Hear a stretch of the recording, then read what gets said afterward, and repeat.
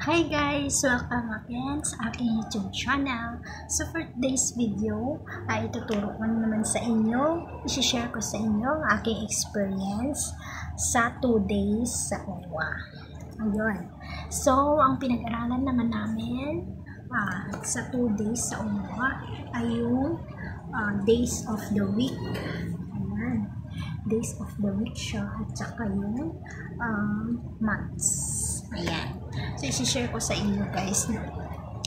So, ang days for the month is meron siyang days Monday to Sunday.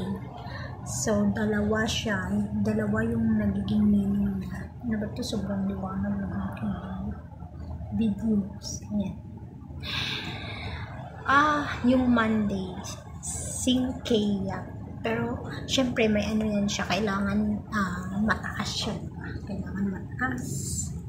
Kasi yung sing, 1 siya. 1. So, sing. Ganoon din ulit siya. Sing, K. Yung sing, Kaya. Ganun. Tapos, ano din siya. Kita niyo ba? Sing, Kaya.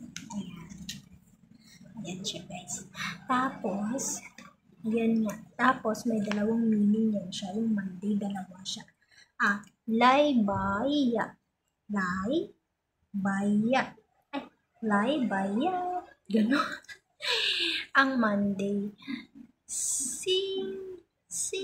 Kiyat. Laybaya.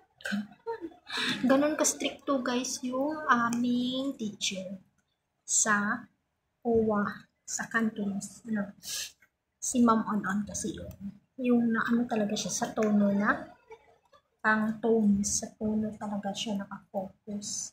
Kaya, yun, ang hirap. Yung Monday at saka yung Sunday, parehas din siya guys na singkaya. Kaso yung Monday, mataas. Pero yung sa Sunday, pababa siya. Yung yap niya pababa. Yung ganito. Yung Monday, singkaya. Ganon. Tapos yung Linggo, Sunday, singkaya. Ganon lang siya. At period din siya. Yap. Hindi ka kailangan mag-yap. Yap. Ganon. Sunday yung.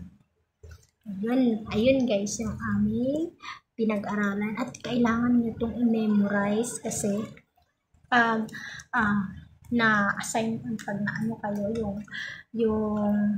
yung pag nag-uwa kayo tapos si Ma'am On yung inyong magiging teacher, dito talaga siya nakafocus sa tono.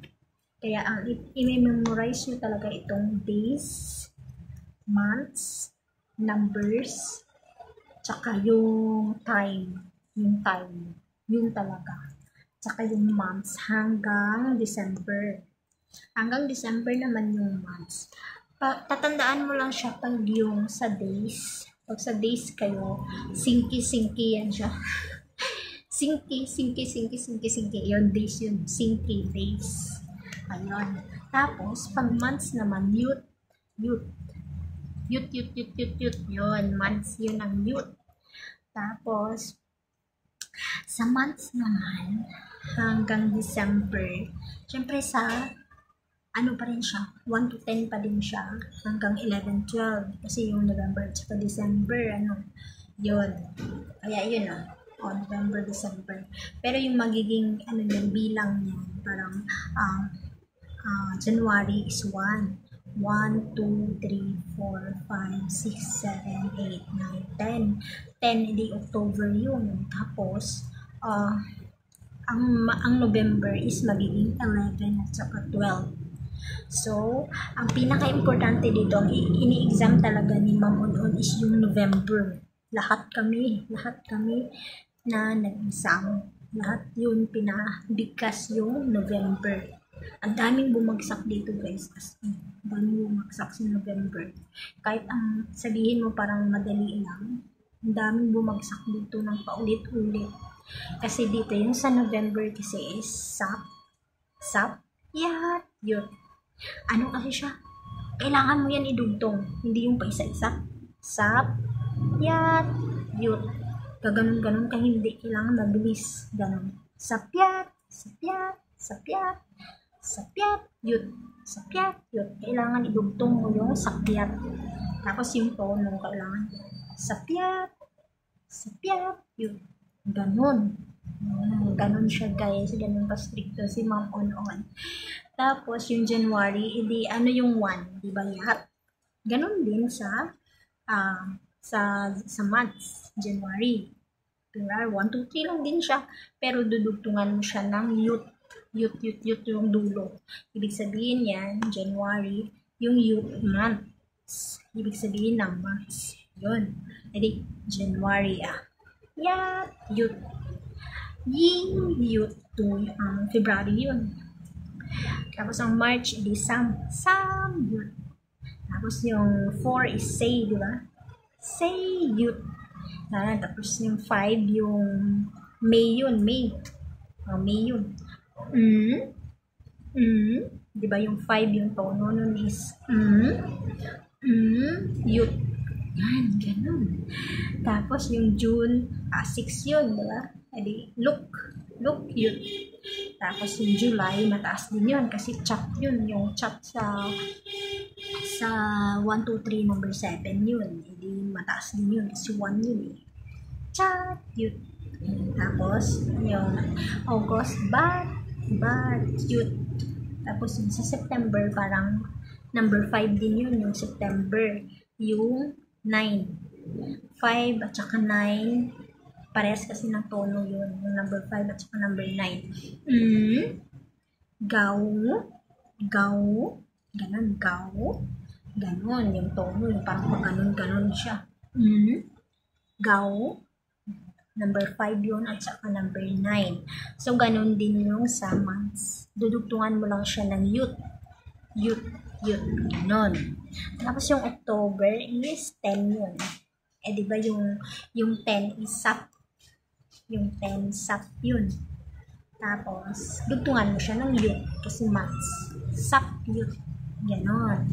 Tapos yung sa November, ito na nga yung i-exam. Ito talaga yung i-exam ni Ma'am. Yung November,